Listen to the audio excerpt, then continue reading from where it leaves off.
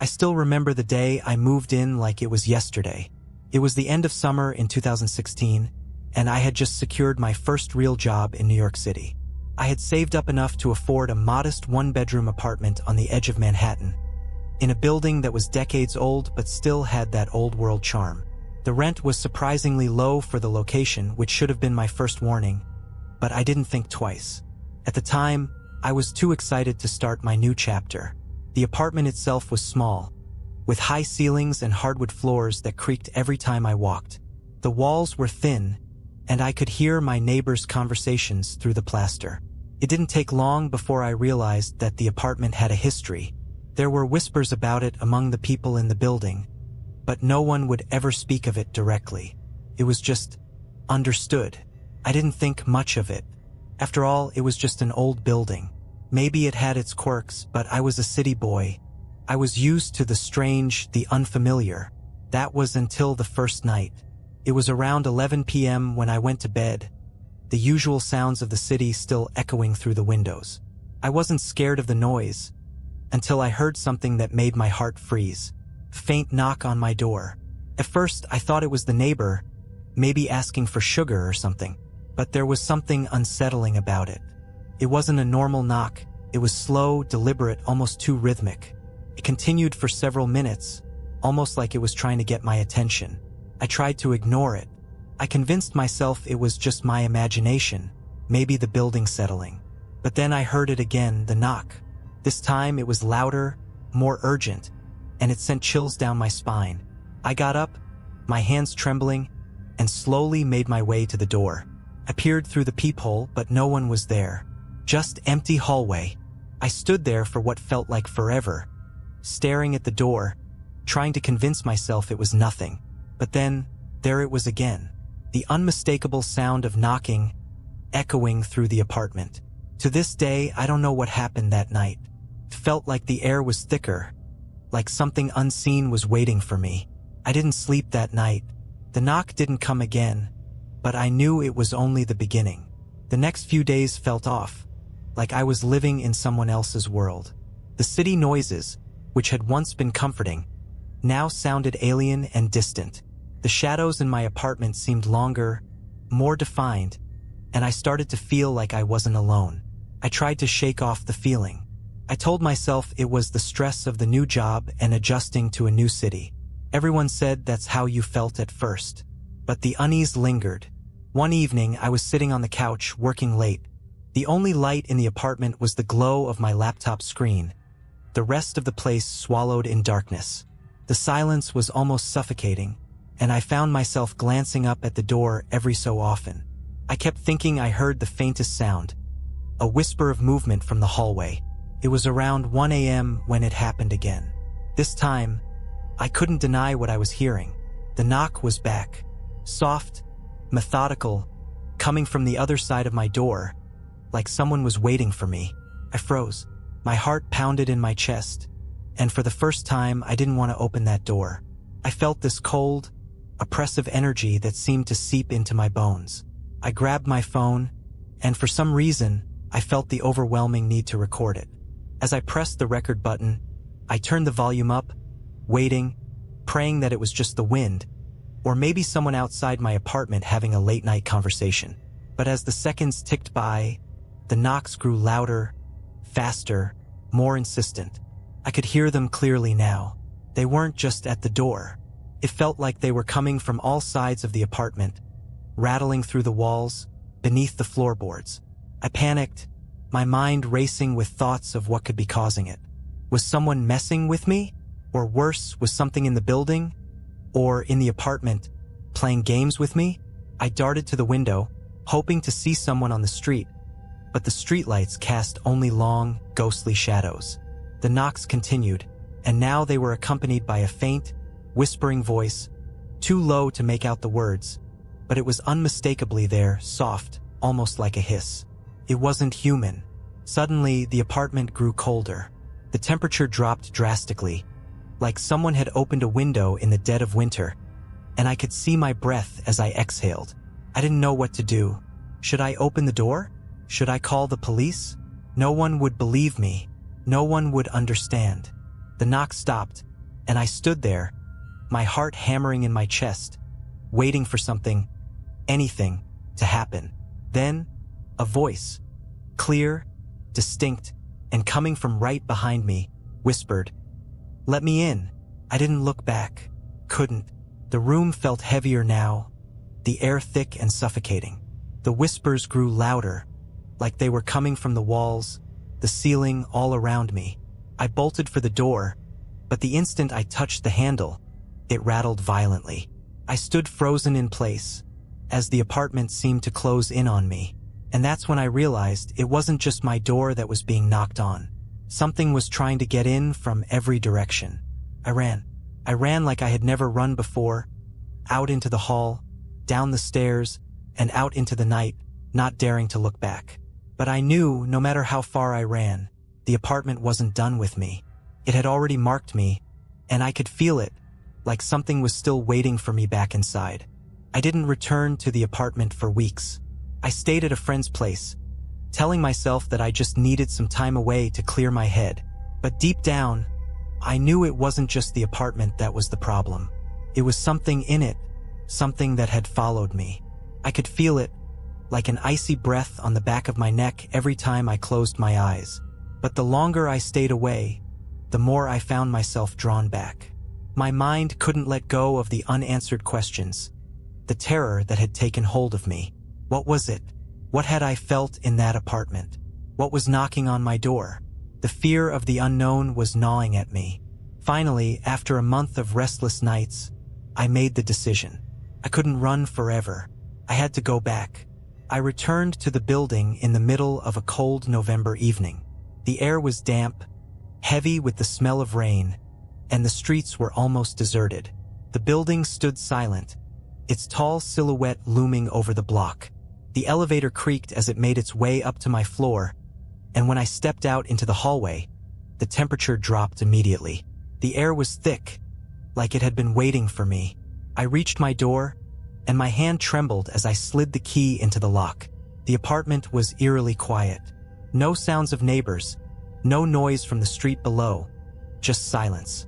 I stepped inside, the familiar creak of the wooden floors beneath me sending a wave of nausea through my stomach. Everything was exactly as I had left it. No signs of forced entry, no signs of anything unusual, but something felt off. The air was dense, pressing against me. I walked through the living room into the kitchen and then back into the bedroom. That's when I saw it. The window was wide open. I had never left it open. It was too cold outside for that, and there was no way it could have been blown open by the wind. This was an old, heavy window. Someone had opened it. I approached it cautiously, but as I reached for the window, the whispers returned. Low, guttural, almost like a growl. The sound came from everywhere, surrounding me. I froze, my breath catching in my throat, as the whispers grew louder, almost to the point of a scream. I spun around, heart pounding in my chest, and there, in the corner of the room, was a figure. It wasn't solid. It was like smoke, swirling and twisting into a form, but it wasn't human. It was something else, something darker, with eyes that shone like black holes, absorbing all the light around it. It didn't move. It just stood there, watching me. My mind screamed at me to run, but my body refused to move. The thing didn't need to speak. I could feel its presence, its hunger, its need to consume. The whispers were now deafening, a cacophony of voices, all saying the same thing in unison. "Let me in." The temperature plummeted again, and I could see my breath cloud in front of me. The figure started to move, slowly, gliding across the room. I stumbled back, my legs shaking, and as I did, I bumped into the table, knocking it over. The sound echoed through the apartment, and in that instant, the figure lunged forward, its form shifting, expanding, trying to engulf me. I don't know how I did it, but I ran. I ran faster than I ever thought possible, out of the apartment and down the stairs, into the cold night air. I didn't stop. I didn't look back. I heard it behind me, the sound of something dragging itself through the halls, following me. I never went back to that apartment after that night. I moved out the next day, and I've been bouncing around since then. The memories still haunt me. The apartment, the knocking, the figure. It's like it's never really left. It's been over a year now, and I can still hear the whispers sometimes, late at night when I'm alone. If you ever find yourself in a building with an apartment that feels too cheap, too perfect, beware. Because sometimes the price you pay is far more than just rent. Sometimes it's your soul. I thought moving away from that building would finally bring me peace, but I was wrong. The nightmares started the night I left, and they didn't stop for weeks. In each one, I was back in that apartment, but this time I wasn't alone. The figure would appear, always just out of sight at first, then closer, always closer, until I could feel its cold breath on my skin. It wasn't just haunting my dreams. It was trying to drag me back, pull me into its darkness. At first, I tried to convince myself it was all just my imagination, some psychological effect from the fear I had experienced. Maybe I'd just been through too much too quickly, and my mind was trying to make sense of it all. But that explanation didn't sit right with me. I knew what I felt, and what I saw wasn't something a mind could invent. It was real. Then came the phone calls. It was a Thursday night, and I was sitting in my new apartment, trying to unwind after a long day. My phone rang. The number was unfamiliar, but I picked it up anyway. The voice on the other end was distant, like it was coming from a tunnel. The first words I heard made my blood run cold. "You didn't think you could escape, did you?" I froze, holding the phone to my ear, my heart hammering. The voice was distorted, but it was unmistakably the same voice I had heard whispering in that apartment. That thing. I felt the same cold dread that I'd felt that night, and I knew without a doubt it had followed me. Before I could respond, the call ended. My phone went dead, the screen flickering for a moment before returning to normal. But when I looked at it, there was a new message. It was from an unknown number, but the message was chilling. "I'm still here. You can't run." I didn't sleep that night. The following weeks were a blur of strange occurrences. The lights in my apartment flickered without reason. Objects would move when I wasn't looking, and sometimes, when I would wake in the middle of the night, I could hear that same knocking, faint but unmistakable, coming from somewhere in the darkness. It was then I realized, this wasn't just about the apartment. It was about me. I decided to go back. I had to find answers, no matter how terrifying they might be. I couldn't let this thing keep haunting me. I wasn't sure if I was being driven by some twisted sense of closure or if I was just foolish, but I couldn't live like this. So I returned to the building, standing in front of the door to my old apartment for the first time in months. The building was quiet just like before. The hallways were still lit by the same yellowish lights, casting long shadows on the worn carpet. But the moment I stepped through the door to the apartment, the air thickened. It was as if the apartment had been waiting for me, holding its breath. I stepped inside, and the temperature immediately dropped. The knocking started again, but this time it wasn't at the door. It was everywhere. The walls, the ceiling, beneath my feet. The sound was deafening, like a constant, rhythmic thudding, as if something was trying to get out. I walked through the apartment slowly, my heart racing, and then I saw it. The window was wide open once again. I didn't remember opening it this time. Before I could even process what was happening, a cold wind rushed in through the window, and I heard it, the whisper. Low, deliberate, almost playful. "You thought you could leave?" I turned around, and there, standing in the middle of the room, was the figure. But this time, it wasn't just smoke. It had a form and outline. It was taller, and it seemed to pulse, as if it were alive. The black eyes that stared at me seemed to suck the light from the room, making everything darker, more oppressive. I could feel it, creeping closer, the whispers growing louder, more frantic. It was no longer just a presence. It was something hungry. The cold was unbearable now, and I was shaking.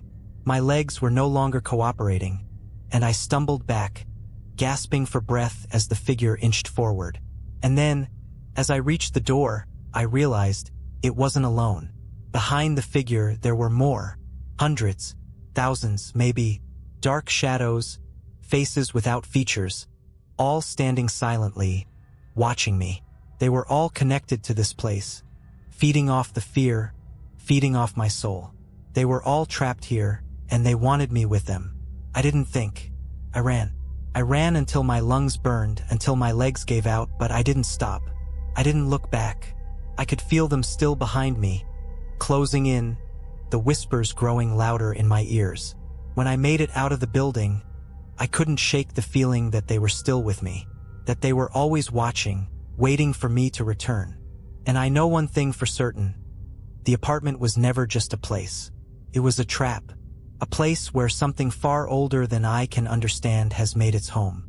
And no matter how far I go, no matter where I hide, it will always find me. Always. It's been months since I ran from that place. But the nightmares haven't stopped. Neither has the feeling that something is following me. It's always there, just out of reach, like a shadow that never quite leaves. I can still hear it sometimes, the knocking, the whispers. I've tried everything. Therapy, moving to new cities, even changing my number. But no matter where I go, it finds me. Last week, I received another phone call. This time, there was no mistaking it. The voice on the other end was clear, crisp, as if it had been waiting to speak to me all this time. You can't escape. I hung up immediately, but I knew. Deep down, I knew. This wasn't a coincidence. It wasn't just my mind playing tricks on me. Whatever it is, it's still out there, still reaching for me. I tried to ignore it, tried to move on with my life, but the unease never leaves. I live in a constant state of alertness. I check the locks on my doors several times before bed. I avoid looking in mirrors too long, afraid of what might be lurking behind me. But the fear, the paranoia, is the worst part. It eats away at you slowly until you start to wonder if you're really in control of your own mind anymore. I can't stay in one place for too long. Every time I think I've outrun it, I get a text, a strange sound at night, or the flicker of shadows in the corner of my eye. I've become a ghost of myself, constantly on the move, constantly afraid. A week ago, I received another message, this one even more disturbing than the others. The number was untraceable like all the rest, but the message was different. It wasn't a voice this time. It was just a photo. It was of me, taken through my window. The angle was too precise to be a coincidence. It was taken from a dark alley, from just the right position where only someone who knew exactly where I was living could have gotten it. There was no message attached, no words, just that chilling photo. Couldn't breathe, couldn't think. I just stared at the screen, feeling the weight of it pressing against me. The realization hit me like a ton of bricks. It wasn't just the apartment anymore. It wasn't even the building. It was something else, something that had attached itself to me. Whatever it was, whatever force had been awakened in that apartment, it had latched onto me like a parasite. That night, I tried to sleep, but every little noise in the apartment made me jump. The smallest creak of the floorboards, the sound of a car passing by outside. It all felt like it was getting closer. I couldn't escape it. Then I heard it again. The knock. It came from the walls, from the floorboards, and from the ceiling. It was everywhere. Not just outside my door, but inside my head. It was a sound that reverberated through me, made my bones ache. It was slow, rhythmic, deliberate. It was no longer just a physical presence. It was in my thoughts, in my very mind. And then the whispers began again. Low, too quiet to understand, but their intent was clear. We never left. I jumped out of bed, my pulse racing, sweat soaking through my shirt. I grabbed my things and ran out of the apartment, but I could feel it, that dark, consuming presence trailing behind me. It was as if it was always right there, following me wherever I went. No matter how far I ran, I couldn't outrun it. I've learned the hard way that there's no escape. I can't go back to that building. I can't face it again. But I know what's coming for me, and I know it won't stop until it gets what it wants. Maybe it's my soul. Maybe it's just the fear. All I can do now is wait. But if you ever come across an apartment like mine, one that feels too cheap, too perfect, one that calls to you in the dead of night, don't take it. Don't even look at it. Because once it has you, there's no way out. I tried to forget. I tried to push everything that happened in that cursed apartment to the back of my mind. But the fear doesn't fade. It never does.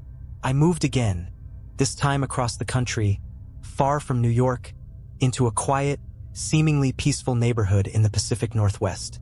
I thought that the isolation of the woods would help. I thought that maybe, just maybe, I could live a normal life again. But I should have known better. Nothing is normal anymore. It started with the strange dreams. They weren't just nightmares anymore. These dreams were vivid, real. I would wake up in a cold sweat, my heart pounding, feeling like I had never truly left that apartment. In my dreams, the hallway would stretch endlessly, and I would walk down it, compelled to open that same door I had fled from so long ago. When I would reach for the knob, I could feel something behind me, close, breathing on the back of my neck. The air would grow thicker, the walls closer, and when I turned around, it was always there. The figure, the shadows, they were all waiting for me. I stopped sleeping. I tried everything, medication, herbal remedies, sleep aids, but nothing worked. I was exhausted, too tired to think straight. I couldn't escape the feeling that I was being watched. Then the call started again. This time it was different. The number was blocked, but the voice? It was unmistakable. "We're coming for you." No hesitation, no ambiguity, just those words. I slammed the phone down, but I knew it wasn't a prank. It wasn't some sick joke. I could feel it, that dark energy crawling into my skin again. It was like the apartment had become a part of me, seeping into my bones, twisting everything I knew about the world. It wasn't just the apartment anymore. It was everything. I couldn't take it any longer. I couldn't live in constant fear, waiting for the next call, the next knock, the next whisper. So I did the only thing I could think of. I went to the building. I hadn't told anyone. No one knew what had happened to me. No one knew what I had been through. I wasn't even sure I was doing the right thing by going back, but I felt like I had no choice. When I stood outside the old building, it looked different. The cracks in the walls seemed more pronounced. The windows were clouded with age, and the door looked like it hadn't been touched in years. It was like the building itself was rotting, decaying, felt alive, and it was calling to me. I walked in. The familiar chill hit me the moment I crossed the threshold, and I felt the weight of its presence like an oppressive force bearing down on me. The lights flickered above me, and I heard the faintest echo of footsteps, as though someone was walking just out of sight. The knocking started immediately, but this time it wasn't just from the door. It came from every wall, from beneath the floor, from the very air around me. It was relentless. I made my way upstairs, my heart pounding with each step, dreading what I would find. When I reached my old apartment, I felt like I was suffocating. The door was closed, but it was no longer just a door. It was a gateway, something I couldn't cross, something that wanted to keep me out. But I opened it anyway. The apartment was just as I had left it. The same faded wallpaper, the same worn furniture, the same smell of dust and mildew. Nothing had changed, except for the oppressive darkness that hung in the air. Felt wrong, as if the apartment itself had been waiting for me, ready to trap me once more. Then I heard it, the unmistakable voice. "You thought you could leave." I spun around, and there it was, the figure, taller than before, more defined, with eyes like endless voids staring into me. It stepped closer, and I could feel its presence like a weight pressing on my chest. Couldn't breathe, couldn't move. The shadows in the room seemed to stretch and twist, and I realized there was no escape. This place, this thing had consumed me long ago. It had attached itself to me in ways I didn't understand, and no matter how far I ran, no matter where I went, it would always find me. The whispers started again, louder now, faster. Hundreds of voices, all clamoring at once. "You're ours." I could hear the knocking again, but it wasn't just on the door anymore. It was on the walls, the ceiling, the floor. It was everywhere. And then the walls began to close in. I could feel the apartment shrinking, squeezing me, trapping me in a place that had no escape. I knew then that I had made a grave mistake by coming back. This wasn't just about the apartment. It was about something far older, far darker. Something that had been waiting for the right moment to take me. I don't know how long I've been here now. Time feels warped, like the walls themselves are stretching time into eternity. But I'm still alive. For now. If you're reading this, please take this as a warning. Whatever you do, don't let curiosity lead you to a place like mine. Don't step into an apartment that feels too good to be true, because the thing inside is patient. And once it's found you, it will never let go. Trust me, I know. And if you hear knocking, don't answer. It's been days or maybe weeks. I've lost track of time. In this place, time doesn't matter. The knocking never stops. The whispers never fade. I've tried everything. I've screamed. I've begged. I've even tried to break the walls, to escape, but every time I think I'm free, the walls close in tighter. The figure, the darkness, they are here, always watching, always waiting. It's like I'm in a nightmare that never ends. A loop with no escape. I tried to leave once more. I thought maybe if I just run far enough, I could break free of this curse. I ran down the hall, past the apartment door, down the stairs, through the building's dark, hollow halls, but no matter where I turned, the door was always in front of me. I'd be walking through one hallway, and it would appear ahead of me in the distance, as if I'd never left. It's as though the building itself is alive, a living trap. The last time I saw the figure, I tried to fight it. I knew it was futile, but I wasn't ready to just accept my fate. I had to know. I had to understand what it wanted from me. I asked it, screamed at it, demanded an answer, and it spoke. Not in a voice I could hear with my ears, but in my mind. You are the price. You were chosen. I felt its presence get closer. It's cold, consuming energy flooding my mind, and I understood. The apartment wasn't a random place. It wasn't an accident. It was a ritual, a trap set long ago. I had become a part of it the moment I set foot inside. It needed someone to feed on, someone to trap, and I had unknowingly signed my soul away. The worst part? I know now that there is no escape. There is no fighting it. The thing that haunts this apartment, this entity, it doesn't need to kill you. It just needs to keep you, to break you down, piece by piece, until you are nothing but a shadow of who you once were. To torment you until you forget what it's like to be free. It's been days since I tried to leave, and now I've come to terms with it. The figure is here in the room with me. The knocking is constant, but it's not coming from the walls anymore. It's coming from within me, from the very core of my being. I can feel it inside my chest, in my veins. The whispers are becoming my thoughts. The shadows are becoming my skin. And I know now, there is no going back. There's only the darkness. I hear the knocking again, but it's not from the door. It's from behind me. I turn around, but I already know what's there. The shadows shift, the figure steps forward, and I can feel it reaching into me, pulling at the last remnants of who I was. I can't run anymore, but maybe that's the point. If you're reading this, if you hear the knocking, don't go in. Don't make the same mistake I did. Because once it has you, it will never let you go. And once it's done with you, it moves on to the next.